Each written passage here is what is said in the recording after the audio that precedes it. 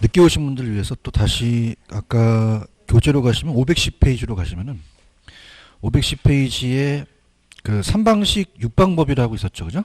그래서 이제 그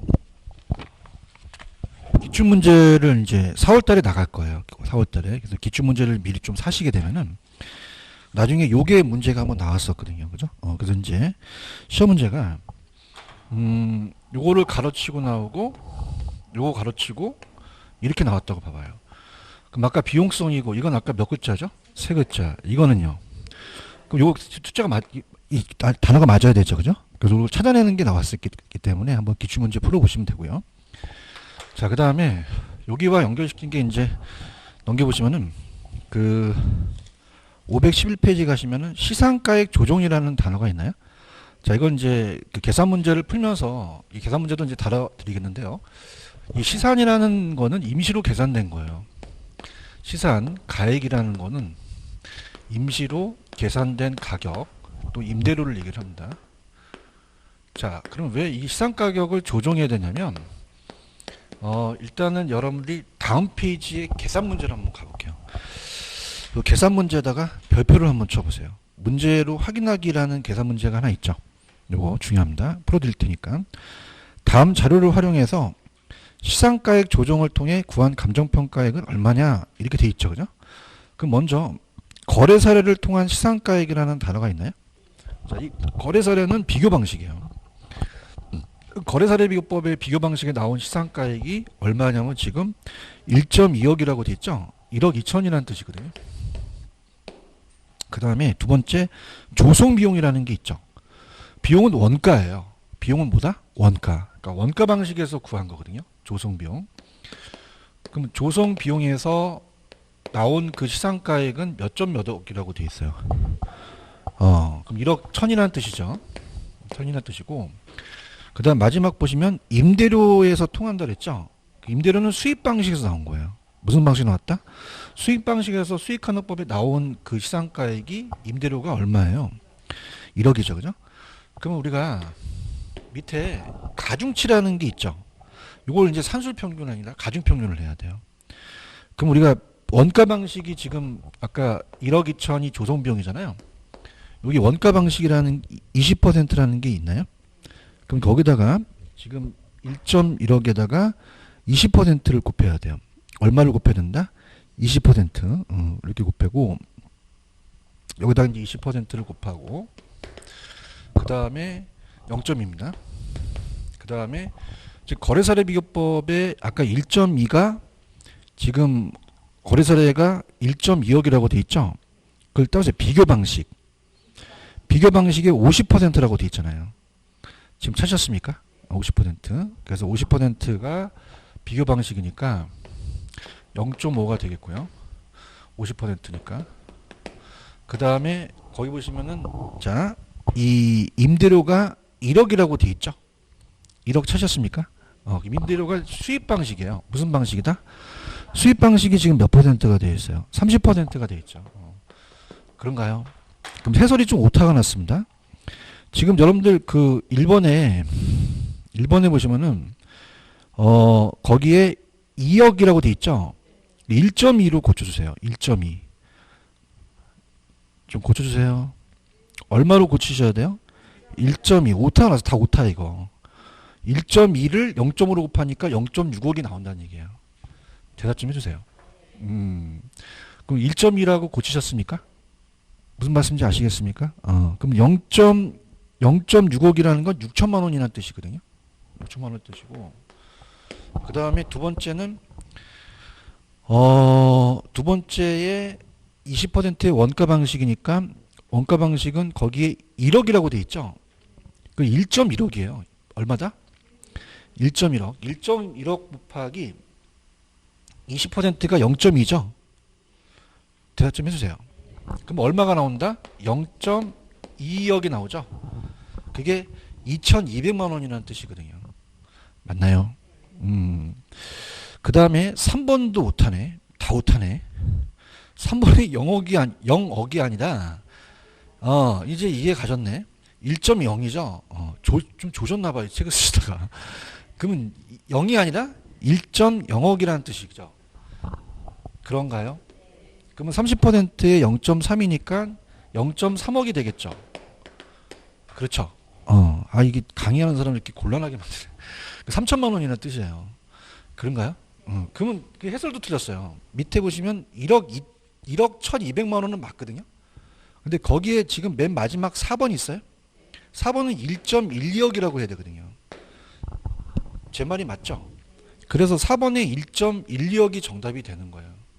무슨 말씀인지 아시죠? 그래서 이거는 왜 그러냐면은 지금 이게 억으로 돼 있잖아요. 그죠? 그러니까 그냥 여러분들이 이렇게 뭐 몇천만 원으로 그냥 하지 마시고 요거 곱하면 0.2, 0.6, 그 다음에 0.3억이 되니까 1.2가 되는 거죠. 이게 1억 1,200만 원이라는 뜻이에요. 맞습니까? 자, 그러면 이게 요 나온 하나하나 가격을 시산가액이라 그래요. 무슨 가액이라고 한다? 그럼 다 똑같아요. 우리 부동산은 달라요. 자, 우리가 만약에 3년의 등가성의 원리는 자, 이게 칠판 주계가 1,000원이라면 만드는데 1,000원, 사는데 1,000원, 우리가 이 사는데도 1,000원이고 시장에서 거래된 게 1,000원이거든요. 근데 3방식이 다 똑같아요. 가격이 달라요. 그죠? 그럼 3년이 등가하지 못한다는 거죠. 그죠? 가격이 다 똑같다, 다르다? 다르기 때문에 조정을 안 해야 돼요? 조정을 해야 돼요? 해야 되죠. 그다음에 이제 가중평균. 가중치를 뜨거든요. 그래서 가중평균을 해요. 그럼 가중평균에서 이렇게 나온 거를 최종평가가격이라고 하거든요. 그죠? 최종평가가격. 최종평가가격. 그러면 시장가격 조정이 안 필요하다? 필요하다. 필요하다는 거죠. 분위기가 상당히 안 좋아서. 옛날에는 완전 경쟁 시장에서는 이 각이 다 똑같다는 거예요. 1,000원, 1,000원, 1,000원. 근데 똑같아요. 3방식이 다 달라요. 그러면 그냥입니까? 임시로 계산해야 됩니까? 그게 시장가액이라는 거죠. 그런가요? 그러면 그냥요 조정을 해야 돼요. 가중평균을 해서 최종적인 것을 나타내야 된다는 거죠. 아시겠습니까? 그래서 이 문제 굉장히 중요합니다. 좀 못하는 거 다 수정하셨어요? 그래서 딱 한 번 나왔기 때문에 다시 한번 숫자를 바꿔서 나올 수도 있어요. 기출문제니까. 이렇게 보십니다. 그러면 그 전 페이지 한번 가보세요. 가시면은 511페이지 보시면은 시산가액의 조정이라는 단어가 있나요? 아샬이라는 학자가 3년이 다 똑같다는 거죠. 등가성이라는 거는. 근데 부동산이 같아요? 달라요? 다르죠. 그럼 3년의 등가성의 원리가 성립되지 않겠죠. 그럼 2번 시장가의 조정이 안 필요하다? 필요하다. 그럼 조정은 3방식에 결정된 가격을 산수평균했어요? 가중평균했어요? 대상 물건의 성격이나 평가 조건, 자료 신뢰도를 검토하여 가중치를 두었죠. 그래서 가중평균한 게 되겠죠. 그런가요? 자, 그럼 3번. 요게 이제 규칙에 나와 있는 건데, 자, 일단 제가, 색깔을 칠하세요. 감정평가업자는 주된 방법을 적용한다는 단어가 있나요? 색깔 칠하세요. 주된 방법을 적용하는 게 원칙이에요. 근데 원칙만 있어요? 예외도 있어요. 주된 방법을 적용하는 것이 곤란하면 부적절한 경우는 다른 방법으로 적용할 수 있다라고 되어 있죠. 그럼 2번. 감정평가업자는 대상 물건의 감정평가 결정하기 위해서는 어느 하나의 감정평가를 적용하여 산정하는 아까 시상가액을 감정평가 방식 중, 자, 밑줄 쳐보세요. 다른 감정평가 방식에 속하는 하나의 이상의 감정평가 방법이라는 단어가 있나요? 중간에 있는 거 무시하시고 그 방법으로 산출한 시상가액 비교하여 합리성을 검토한다고 되어 있죠. 검토하고요. 맨 밑에 3번. 자, 그 다음에 주된 방법 및 다른 평가 방법 산출한 시상가액을 조정하여 감정평가액을 결정할 수 없다, 결정할 수도 있다. 있다라는 거는 조정해서 할 수도 있다는 얘기죠. 그런가요? 그렇게 잡으시고 여기까지 무슨 말씀인지 아시겠죠? 그죠? 다시 할게. 일단 그냥이야 주된 방법이 있어. 그럼 다른 방식에 속하는 하나 이상의 감정평가 산출할 가액으로 비교해서 합리성을 검토해야겠죠. 다른 거를. 그런가요? 주된 방법이 다른 감정평가 방법으로 산출한 시상가액을 조정하여 감정평가할 수 있다는 건 조정할 수도 있다는 얘기예요. 이해 갔나요? 그다음에 이제 그 아까 밑줄 친데 그 안에 공시지가기준법은 토지고 비교 방식은 이 일반 비교 방식이기 때문에 감정평가가 다른 방법으로 속한다는 건 나중에 좀 설명해 드리겠고요. 아무튼 시험에 나왔었는데 그렇게 가시면 돼요. 그럼 시상가액 조정이 안 필요하다? 필요하다. 필요하죠. 그래서 오늘 첫 번째 문제를 한번 볼게요. 첫 번째 문제를 보시면은 1번 들어갑니다. 자, 부동산 가격은 삼면의 등가성의 원리가 성립됩니까? 원칙에 적용되지가 않습니까? 그건 다 평가해도 가격이 동일했어요? 동일하지가 않아요. 그럼 조정 작업이 필요 없다? 필요하다? 필요하다라고 하셔야 되는 거죠. 무슨 말씀인지 아시죠? 그래서 아까 그 시장가의 조정이라는 거는 주된 방법이 있으면 다른 방식의 하나 이상 감정평가를 산출한 가격과 비교하여 합리성을 검토한 다음에 주된 방법과 다른 방법으로 산출한 시장가를 조정하여 감정평가할 수 있다는 것은 조정해서 평가할 수 있다는 얘기예요. 아시겠죠? 그죠? 나중에 이제 공시지가 기준법하고 다른 방식이 다르기 때문에 비교 방식이 다르게 한다는 것은 조금 제가 심학습도 하도록 하고요. 자, 그러면 굉장히 중요한 게 있어요. 넘겨볼게요. 우리가 549페이지로 가볼게요. 549로 가시면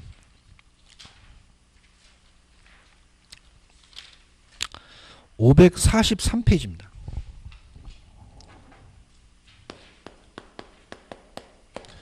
가시면은 거기에 밑에 물건별 감정평가라는 단어가 있나요? 별표 3개짜리입니다. 아, 이거 무조건 됩니다. 별표 100% 나와요. 543페이지. 543에 가시면 물건별 감정평가라는 단어 있어요? 찾았습니까? 이건 무조건 뜹니다. 100% 나와요. 별표 3개. 별표 몇 개? 자신 없으면 여기를 잡아요. 그죠? 찾았습니까? 그래서 여기다가 제가 문제를 쫙 풀어드리고 여기 안에 있는 문제를 풀어드릴 거거든요. 그 물건마다 가격이 다 똑같겠어요? 다르겠어요? 다르죠. 그래서 들어보세요. 아까는 제가 6방법이라고 했는데 7방법으로 바뀌어요. 토지도 이제 감정평가를 합니다. 그래서 토지를 감정평가하기 때문에 이제 6방법이 아니라 7방법으로 바뀌어요. 자, 그래서 들어보시면은 토지는 따라보세요. 공시지가 기준법.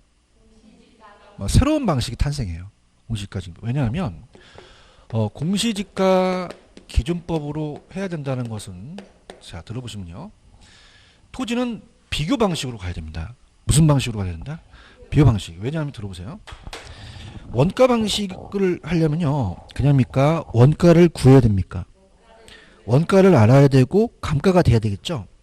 그래서 우리가 쉽게 자, 보세요.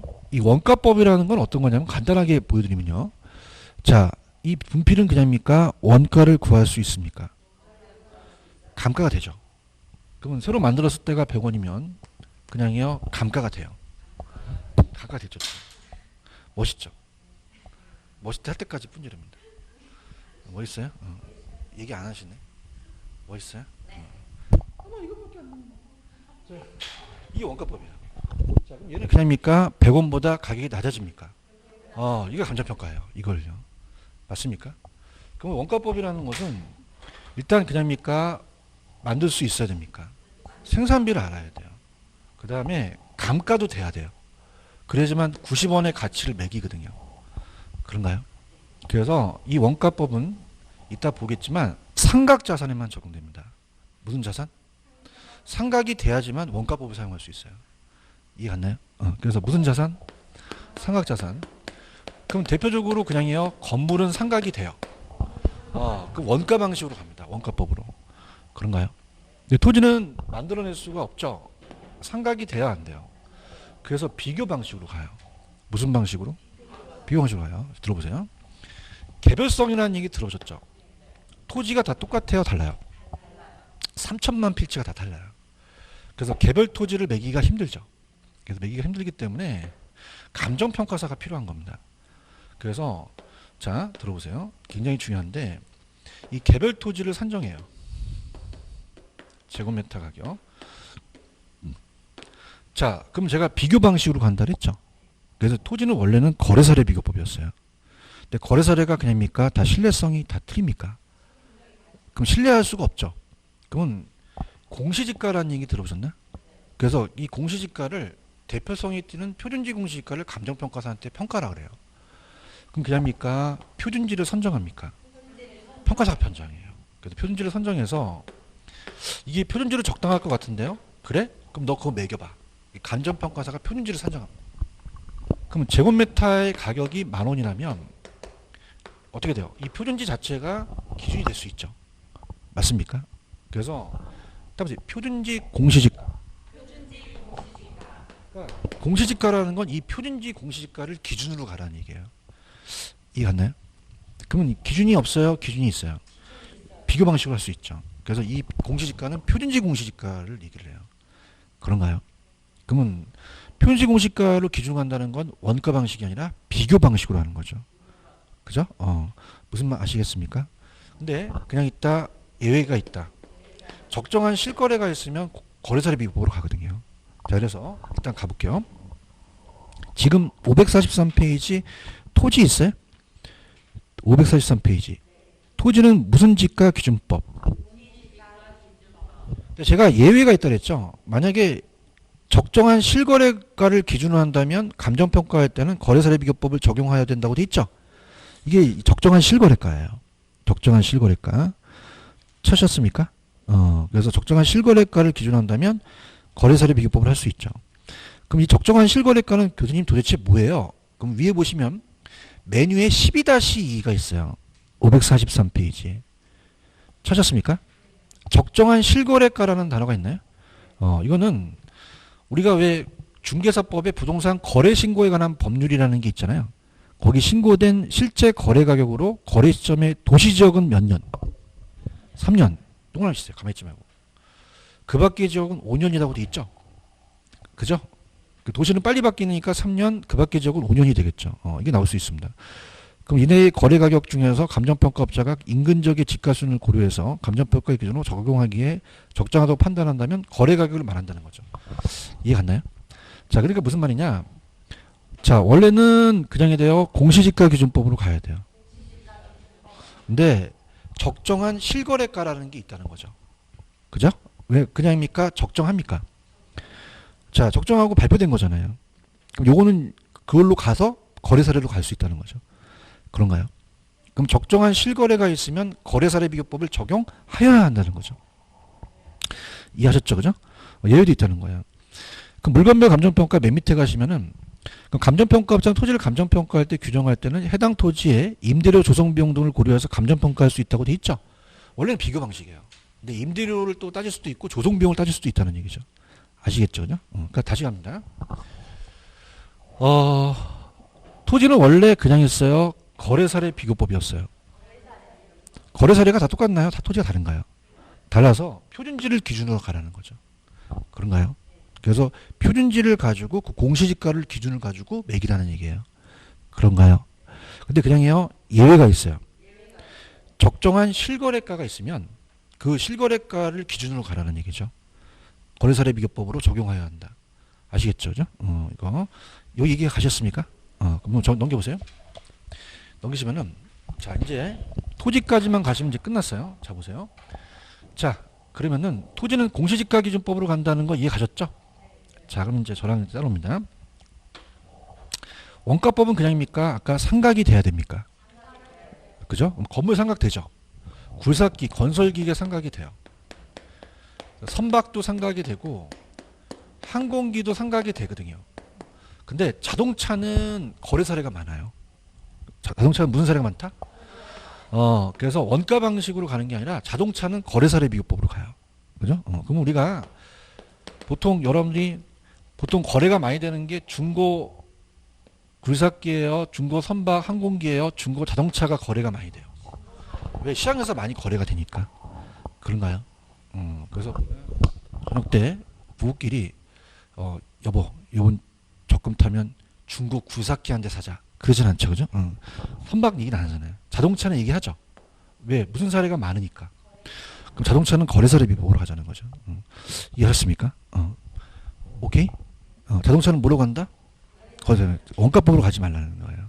아시겠습니까? 그다음에 가수원도 마찬가지로 거래가 많이 되니까 가수원도 거래사례로 가고 산림이라는 것도 거래사례로 가요. 그다음에 동산이라는 건 뭐냐면 컴퓨터 같은 거예요. 컴퓨터도 시장에서 그냥입니까? 거래가 됩니까? 거래가 되면은 거래사례법으로 가자는 거죠. 맞습니까? 그럼 이 네 가지는 다 원가법이에요? 거래사례 비교법이에요? 거래사례 가죠. 그럼 어떻게 해보시냐? 나가시면은 편의점에서 그냥요 과자를 팔아요. 거래가 되고 있죠. 그죠? 과자는 그냥요 산도가 맛있어요. 산도 맛있죠. 따라서 가자 산도 거래. 그냥요 거래가 많이 되고 있어요. 그럼 네 가지는 거래사례 비교법으로 가셔야 돼요. 아시겠습니까? 그 다음에 여러분들 제가 제일 가수 중에서 제일 가수 애들이 제일 부러운 게 저작권을 받아요. 무슨 권? 그냥이요. 돈 받아요. 수익이 생겨요. 그러니까 건이라는 겁니다. 이 건이 무형자산이거든요.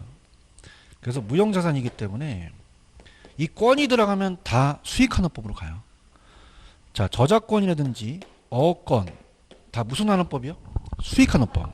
왜냐하면 이 건이라는 것부터 수익이 발생하지 감가가 되거나 거래되는 건 아니잖아요. 그렇죠? 그럼 답이 건. 다 무슨 환원법? 수익환원법으로 가요. 아직 체크하지 마세요. 제가 이따 다 해드릴게요. 아시겠죠? 그 다음에 우리가 공장재단이라는 게 있는데 따라서 공장재산의 집단. 그럼 공장만 있어요? 토지도 있어요? 여기에 공업권도 여러 가지 있죠? 이게 다 수익이 되는 거예요. 그래서 원래 개별 합산하지만 따라서 수익환원법. 계속적으로 수익이 생기면 수익환원법으로 가요. 재단들은. 그래서 강업재단 같은 거 이렇게 되고요. 그 다음에 봐봐. 자, 보통 여러분들 거래가 되게 되면 여러분들이 단독주택을 팔게 되면 토지만 거래해요? 주택도 거래해요? 토지와 건물을 같이 거래하는 게 거의 대부분이죠. 그런가요? 그래서 우리가 토지와 건물이 일괄돼서 팔릴 수 있죠. 그러면 따라서 거래사례 비교법. 거래사례 비교법 가요. 들어갈게요. 자, 지금 544페이지에 건물이 있어요. 건물은 무슨 법? 원가법으로 가죠. 원가법으로. 그런가요? 토지와 건물을 일괄할 때는 제가 거래사례로 간다 했죠. 집합건물 민법 시간에 배우셨죠. 그래서 구분소유권에 제한이 되는 건물 부분과 그 뒤의 사용을 일괄해서 평가합니다. 그래서 세 번째 밑줄 쳐보세요. 토지와 건물을 일괄이라는 단어가 있나요? 형광펜. 그땐 무슨 사례 비교법이다? 거래사례 비교법으로 갑니다. 우리나라는 거래사례를 많이 쓰거든요. 그래서 이 경우는 감정평가액은 합리적인 기준에 따라 토지가액과 건물가액을 구분해서 표시할 수도 있습니다. 살림 기억하시죠? 살림은 아까 제가 거래사례 비교법이었잖아요. 그래서 4번, 1번 살림은 감정평가할 때 산지와 임목을 어떻게 해서 감정평가합니까? 구분해서 원래 가는 게 원칙이에요. 근데 이 경우 임목은 거래사례 비교법이라는 단어가 있나요? 근데 소경목림에다가 형광펜 칠하세요. 소경목림은 뭐냐면 지름이 작은 나무, 그러니까 무슨 말이냐? 직경이 16cm밖에 안 되는 작은 어린 나무를 얘기를 해요. 비용이 투입된 시점이 오래됐어요? 오래되지가 않았어요?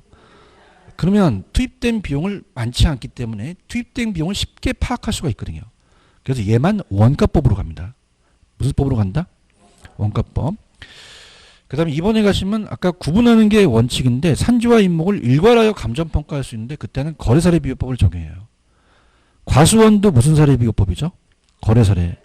제가 공장재단, 강업재단 다 수익환원법이라고 했죠? 원래 공장재단은 읽어보면은 개별 물건을 합산해서 가는 게 원칙이에요. 다만 계속적인 수익이 생길 때는 일괄해서 수익환원법으로 가고 강업재단은 수익환원법인데 그냥 수익환원법으로 암기하세요. 그 다음에 자동차 있어요? 무슨 사례 비교법? 자, 2번, 3번, 4번을 묶어보세요. 건설기계, 선박, 항공기 있죠? 찾았습니까? 얘네들은 무슨 법이죠? 원가법이에요. 찾았나요? 그래서 건설기계, 선박, 항공기 찾으셨어요? 지금 545페이지 맨 위에 양가로 2번, 3번, 4번 하고 있어요. 찾았어요? 다음에 건설기계, 선박, 항공기 무슨 법? 원가법으로 가요. 근데 선박은 두 번째 선체기간 의장별로 구분해서 감정평가하는 게 원칙입니다. 자, 5번에 가시면은 밑줄 본래의 용도에 효용가치가 없는 경우는 해체처분으로 간다고 돼 있죠. 자, 자동차도 폐차할 수 있잖아요. 해체처분으로 갈 수 있고요. 그 다음에 8번 동사는 아까 무슨 사례 비교법이었어요? 거래사례 비교법. 얘도 컴퓨터도 용도가 효용가치가 없으면 이게 부시잖아요. 그럼 해체처분으로 가겠죠. 그죠? 이렇게 한다고요. 자, 9번에 별표. 임대료라는 단어가 있나요? 임대료는 무슨 사례 비교법? 별표. 야간편 칠하세요. 그래서 우리나라는 비교 방식을 많이 사용하기 때문에 임대료는 무조건 임대사례 비교법이고, 자, 따라해보세요. 적산법 안 된다. 수익분석법 안 된다. 무조건 임대사례 비교법으로 가요. 그럼 임대료는 다른 게 나오면 돼요, 안 돼요? 안 됩니다. 얘 혼자 그냥 임대사례로 가는 거예요. 왜? 사례가 비교 방식으로 가기 때문에 그냥 임대료는 임대사례로 가요. 맞습니까? 그러니까 편하게 들어보세요. 보통 평가사는 가격을 매기고 임대료 잘 매기진 않아요. 근데 만약에 이 건물 옆에 있는 건물과 여기 건물이 임대료가 완전히 틀립니까? 비슷합니까? 비슷하죠. 여기 강남이 아니잖아요. 그렇죠. 그래서 그 임대사례 비교법으로 간다는 거죠. 임대료는 무조건. 다른 거 쓰지 않고. 오케이? 그 다음에 무형자산이 1번에 강업권 있어요? 2번에 어업권 있어요? 자, 3번에 영업권, 건들이 다 들어갔죠? 건들이 다 들어가면 뭐라 그랬어요? 수익환원법이라고 그랬죠. 무형자산은 다 수익환원법이에요. 강업권, 어업권도 다 수익환원법으로 그냥 가세요. 그런가요? 그 다음에 유가증권은 아직 안 나왔거든요. 아직 안 나왔는데 감정평가 시험에 나왔는데 상장이 됐다는 거는 그냥입니까? 거래가 됩니까? 그럼 상장 주식은 넘기시면 거래사례 비교법이라고 돼 있어요. 거래사례 비교법. 비교법이고요. 그 다음에 비상장 주식은 그냥 읽어보시고 채권 있죠. 채권. 자, 상장 채권이라는 단어가 있을 거예요. 찾았습니까? 자, 이것도 거래 사례로 가죠. 무슨 사례로 간다? 왜? 거래소에서 거래가 되니까. 따라서 비상장 채권. 상장이 돼 있어요? 안 돼 있어요? 근데 안 돼 있지만 채권도 하나의 자산이죠. 그러니까 수익환원법으로 갑니다. 비상장 채권은 수익환원법으로 가고요. 그 다음에 거기 보시면은 기업 가치라는 단어가 있죠. 기업의 가치는 그냥이요. 수익이 생겨요. 수익환원법으로 간다는 얘기예요. 그런가요? 그 다음에 소음 등으로 소음이 있거나 그러면 그냥이요. 대상 물건의 가치가 하락돼요. 그래서 밑에 박스 따라서 소음, 진동, 일조침이라는 게 있죠. 그래서 따라서 일진소 이렇게 해오세요. 그래서 일은 뭐냐면 요거는 일조, 진은 진동, 소음 요런 게 나오면 가치가 하락되죠. 그래서 일진소, 싸움을 잘하는 소가 일진소예요. 그러면 얘가 가치가 하락되죠. 그럼 두 번째 직간접적으로 피해가 발생해서 대상 부동산의 가치가 하락되면은 밑줄 쳐보세요. 여기서부터 시험 문제입니다. 소음 등이 발생하기 전에 대상 물건 가입 및 원상 회복 등을 고려하지 않는다. 고려하여야 한다. 그래서 따라서 일진소 나오면 고려하여야 한다. 일진소 나와서 고려하지 않는다면 무조건 틀려요. 끝에만 보시면 돼요. 아시겠죠? 그죠? 이해 가셨습니까? 그래서 오늘 프린트 다 받으셨어요? 그래서 몇 번서부터 몇 번까지냐면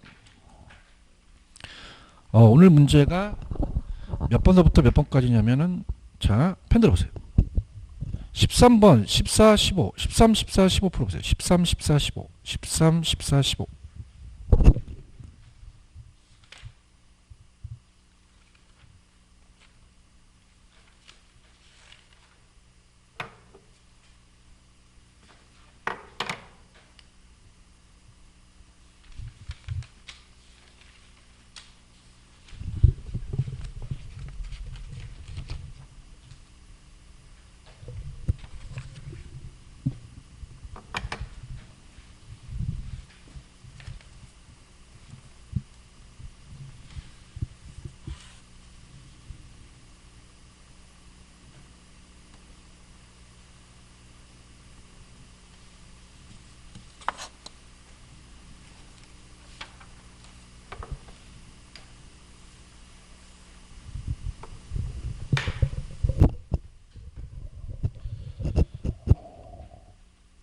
13번은 맞아요? 틀려요?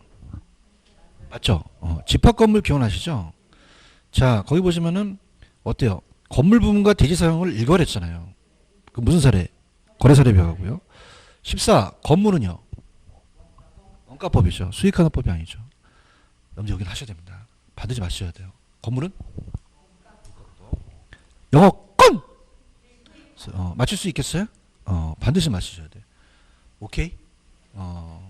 대답이 없어? 맞추셔야 됩니다. 여기서 떨어지면은 내년에 또 오게 되는 거예요. 그래서 일단은 555페이지 갈게요.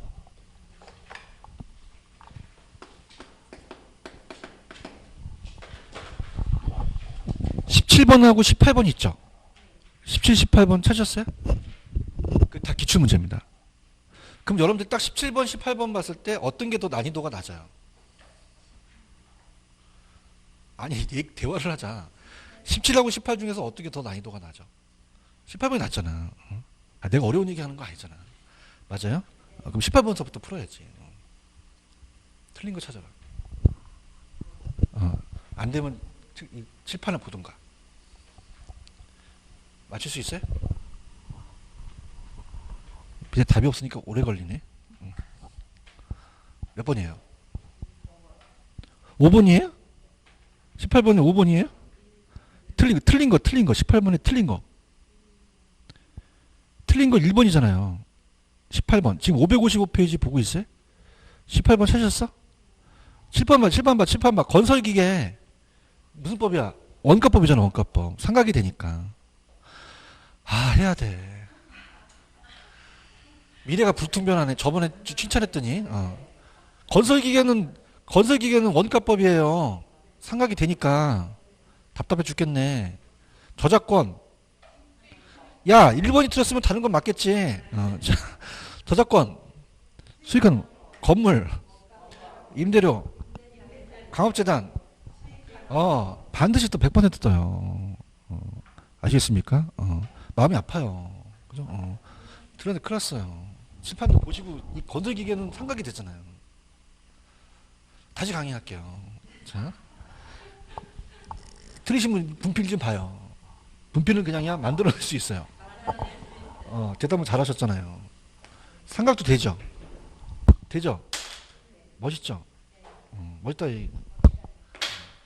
그러면은 이 날아가 버리면 얘가 10원이라는 게 원가법이거든요.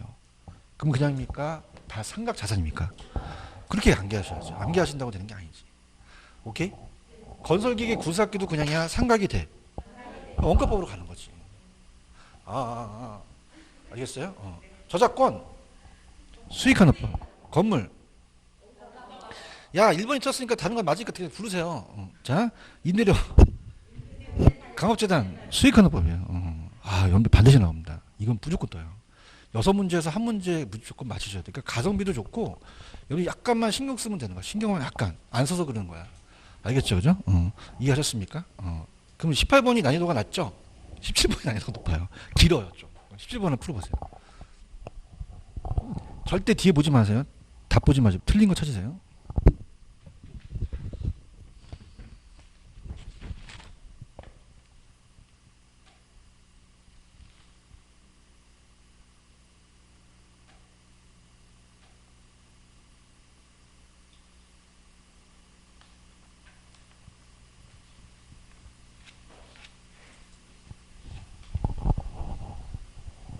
지문이 길어서 그렇지 어렵진 않아요. 밑에 컨닝 17번은 뭐가 들었어요? 3번 들었죠. 임대료는 뭐예요? 임대사례비요. 그렇죠. 화이팅 하세요. 무슨 아시겠어요? 개론이 괴롭다고 해서 하지 말고 어머니가 주신 머리를 자꾸 쓰라버리는 거예요. 건물은 무슨 법이에요? 가보면 이제 나오네. 우리가 거기 보시면은 아까 건물과 대지사용권을 일괄했죠. 거래사례로 가고 임대료는요. 영업권, 자동차. 이게 안 나왔는데 안에 자동차는 거래사례로 가요. 선박 항공기는요. 그거 다르겠죠. 오케이. 이제 좀 오신 것 같아요. 아시겠습니까? 그분이 오셨어요? 안 오신 것 같은데. 그죠? 아까 건설기계 거래사례 찍으시면 큰일 나요. 왜 거래사례 찍으셨는지 모르겠어요. 상각이 됐어. 오케이. 알겠습니다. 자동차만. 여보, 저녁 때 중고 굴삭기 사자 그러진 않잖아요. 자동차 얘기하는 거죠. 아시겠죠? 그죠? 할 수 있겠습니까? 추천해 드립니다. 여기에서 무조건 하나 맞히셔야 돼요. 그러니까 6문제 하에서 반드시 출제되는 부분이고 계산도 없고 조금만 신경 써서 맞힐 수 있는 부분이에요. 아시겠습니까? 그러니까 앞으로 가는 길이 험난하거든요. 굉장히. 그죠? 근데 거기는 해도 안 나오는 데가 많아요. 근데 여기는 조금만 신경 쓰시면 돼요. 아시겠습니까? 그럼 자, 넘겨볼게요. 그럼 요거를 넘겨보시면은 조금만 이제 또 심화학습입니다. 넘기시면은 어디를 좀 해드리냐면 페이지 가시면은 540페이지가 있을 거예요. 540페이지 좀 색다른 것들을 좀 배울게요. 540페이지로 가.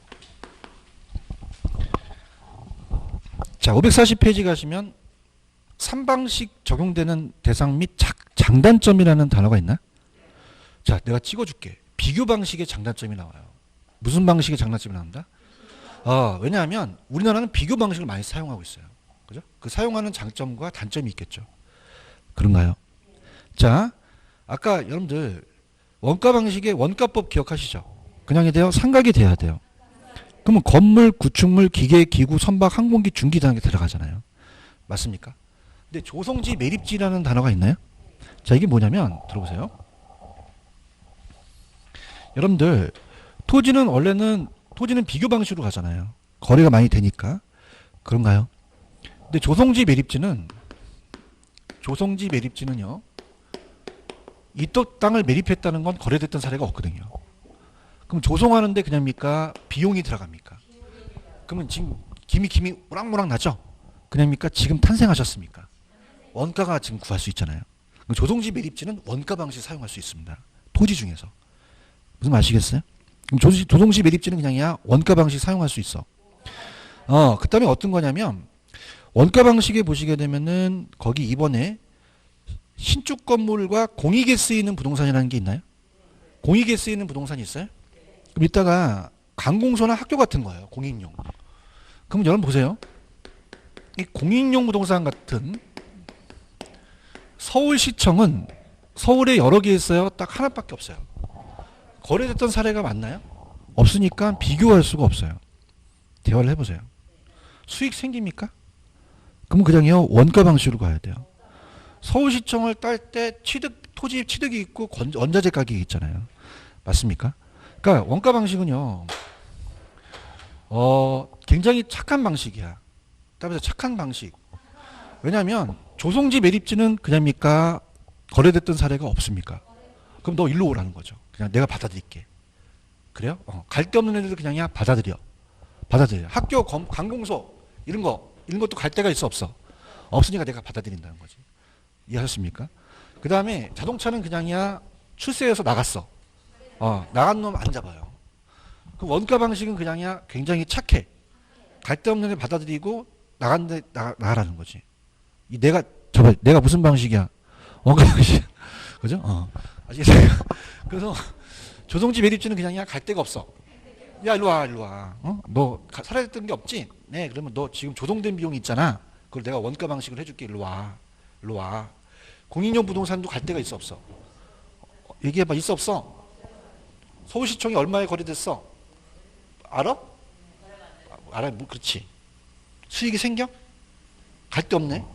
그럼 원가 방식으로 오는 거죠. 자동차는 그냥이야 다른 데로 출세니까 나가려고 그래.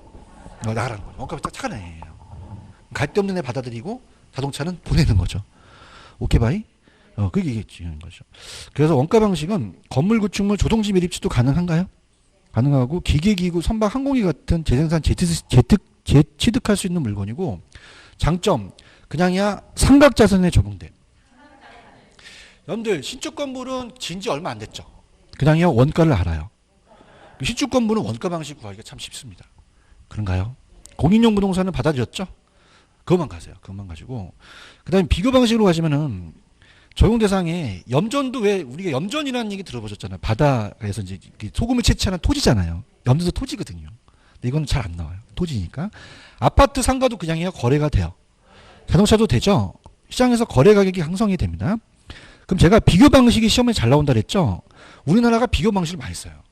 부동산 전반적인 그게 되고 중추적 역할이며 현실성이 있고 설득력이 있다라는 얘기 있나요? 자, 그럼 가장 설득력 있는 방식이 그냥이에요. 비교 방식이에요. 비교 방식이에요. 그죠? 야, 너 그거 얼마에 평가했는데 너 왜 어떻게 했는지 너 그거 어떻게 나왔어? 그럼 옆에 있는 게 20억이니까 20억이다. 이런 거 하면 더 이상 그냥 설득력이 강해요. 갈게요. 힘들어 죽겠어. 자, 지금 갑순이가 있는데 갑순이 엄마가 이 갑순이가 지금 29살이에요. 노천 전혀 결혼 안 했어요. 근데 결혼 상대자를 데리고 왔는데 자기 48세. 거의 아버지 뻘 데리고 온 거야. 그럼 그냥이야 반대. 그냥 반대에 3방식으로 반대. 3방식으로 반대예요. 야, 내가 엄마가 널 지금 키울 때까지 내가 너한테 비용을 쏟아부은 게 얼만데? 원가 방식. 원가 방식이에요. 그럼 엄마가 나한테 해준 게 뭐가 있어? 막 그러지. 설득력이 없어요. 얘기해봐요. 그죠? 그 다음에 48세는 그냥이야. 얘인데 중요한 게 무직이에요. 돈 벌어 안 벌어. 얼굴도 못생겼어요. 그럼 얘랑 나중에 앞으로 뭐 먹고 살래? 딱 보세요. 수입 방식. 그 엄마 내 인생 책임질 거야? 책임지지 마! 이런 거예요. 근데 그냥이야 비교 방식은 설득력이 있어. 설득력 있죠. 설득하는 거예요. 야, 너 친구 옆에 을순이 있지? 엄마 알아, 엄마 을순이. 너 동갑이잖아. 그런데 얘가 결혼 상대자를 데리고 왔는데 25살을 갖고 왔어. 얼굴은 장동건이고 이름이 송우석이야. 송우석. 근데 연봉도 한 3억이래. 그럼 그냥이야 설득력이 있어. 설득력 있죠. 힘들어 죽겠다. 그 무슨 방식에서 설득력이 있어요? 비교 방식 설득력이 있다는 거죠. 아시겠습니까? 그래서 우리나라에 가장 많이 쓰고 가장 현실적이고 설득력 있는 건 무슨 방식? 비교 방식 시험에 나와요. 근데 그냥요 단점이 있어요. 거래 사례가 없는 경우나 적용할 수 없을 수도 있죠. 가장 중요한 거는 2번에다 펼쳐 보세요. 여러분들 한 2년 전에는 호황인데 지금 불황이 될 수도 있죠. 호황과 불황기에는 적용이 용이하다, 곤란하다? 곤란하다는 게 시험 문제 많이 배정이 돼요. 아시겠죠? 그죠? 무슨 얘기 아시겠어요? 수입 방식은 수익이 나와야 되죠. 기업용 같은 거는 이제 우리가 삼성 사옥 같은 경우는 임대용이라는 거는 우리 학원 근처에 있는 임대료가 나오는 다 임대용 부동산을 평가합니다. 자, 따라보세요. 영업권, 어업권, 아까 강업권 같은 게 있었죠? 광산, 다 수익성 자산이고요. 장점으로 간다면, 자, 아직까지는 안 나오는데, 자, 들어보세요. 자, 저번 시간에 우리가 여러분들이 매기는 거는 가격이고 평가사가 매기는 건 가치죠. 복습도 안 했나 봐. 가치잖아요. 평가사는 그냥요 장래가 중요해요. 장래이익을 현재 가치로 매기죠. 그럼 가장 논리적이고 이론적인 방식이 수입 방식이에요. 그러니까 수입 방식은 선진국에서 많이 씁니다. 그럼 가장 그냥요 논리적이에요. 이론적이죠. 평가사가 장래를 갖고 따지니까. 그런가요? 과학적이라는 얘기예요. 오케이? 근데 단점은 비수익성 부동산은 적용이 불가능하죠. 아까 여러분들 시청은 수익성이에요? 비수익성이에요? 이런 데는 좀 하기가 어렵다는 거, 그 정도만 가지고 가시면 돼요. 찍어줄게. 비교 방식의 장단점이 나와요. 무슨 방식에? 왜 우리나라 비교 방식을 많이 사용하니까 그래요. 아시겠습니까? 그렇게 정리하시면 돼요. 오케이? 무슨 얘기인지 아시겠어요? 그래서 그렇게 가지고 가시면 됩니다. 되셨어요? 그럼 자 할게요. 원가법은 그냥 이래 삼각이 돼야 돼. 이게 분질렀잖아 내가. 그치요? 어떻게 했어? 불러봐. 선바 그죠? 그냥이야 원가 방식은 착해. 갈데없는 애들에 받아들여. 뭐 받아들여? 조성지, 매립지, 또 공인용 부동산 받아들이지. 출세하는 애 막어? 자동차 가라 그러지. 아시겠죠? 과자는 그냥이야 산도가 맛있어. 그냥이야 거래가 많이 되고 있어. 그럼 거래사례비법으로 가요. 그죠? 그 다음에 권 나오면 다 무슨 하나법이에요? 수익하나법으로. 암기하기가 쉽습니다. 그죠? 그런가요? 그 다음에 재단이 나오면 다 수익하나법으로 가는 거죠. 아시겠죠? 그래서 여기서 점수를 따세요. 오케이? 그래서 6문제에서 한 문제가 무조건 배정이 됩니다. 물건별. 여기는 찍어야 돼? 반드시 맞아야 돼? 얘도 찍고, 쟤도 찍고 그러면 안 되죠. 체크하세요? 그러니까 여기서 점수를 따셔야 됩니다. 아시겠죠? 그죠? 그 다음에 이제 다음 시간엔 예습하실 분은 없지만 넘겨보세요. 다음 시간에는 이제 페이지로 가시면은 원가 방식으로 갈 거예요. 무슨 방식으로 간다? 원가 방식. 그래서 페이지로는 513페이지 피세요. 피셨어요? 그러면 원가 방식에서 따보세요. 원가법, 원가액. 자, 이거는 그냥이에요. 요거는 가격이에요. 가격. 그럼 거기 보시면은 513페이지 밑에 2번에 적용 대상이라는 게 있나? 찾았습니까? 그럼 읽어볼게요. 원가법은 어디 쓰는 거야? 불러봐. 건물, 기계, 모든 상각자산이 적용되죠. 아까 왜 조성지, 매립지 기억나? 갈 데 없었지? 얘네 받아들이는 거예요. 얘네 원가 방식으로 하는 거죠. 아시겠습니까? 그래서 다음 시간에 원가 방식이 좀 어려워요. 근데 요즘 취지는 거기 의 있죠, 의. 그 박스 있죠. 그거를 물어볼 가능성이 가장 큽니다. 기본적으로. 그래서 그거 위주로 다음 시간에 이제 가려고 그래요. 아시겠습니까? 그래서 자, 칠판 보세요. 건물은 무슨 법? 토지는 공시지가겠지. 거래가 아니라 공시지가기준법. 공시지가기준법. 토지 공시지가기준법. 거래소래 아니. 아시겠죠? 그다음에 과자산도는 뭐다? 거래소래. 꽃 나오면 수익하는 법이에요. 아시겠죠? 그죠? 그렇게 해서 여기를 꼭 숙지하시기 바랍니다. 이해하셨죠? 그죠? 그래야지만 한 문제를 건져요. 이걸 하고 나서 그 다음에 들어가셔야 돼요. 아시겠죠? 조금만 쉬었다가 갈게요.